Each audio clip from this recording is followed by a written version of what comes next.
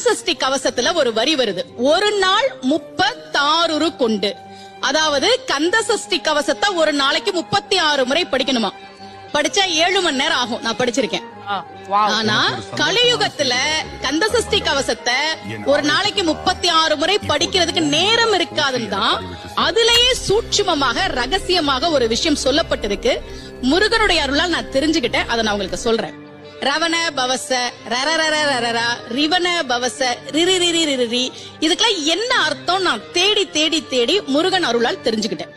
சரவண பவ முருகனுக்கான மந்திரம். இத 6 முறை சொல்லணும்.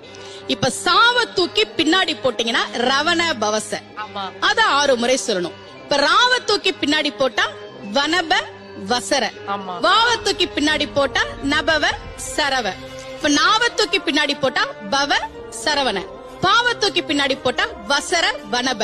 ஒன்னொன்னையும்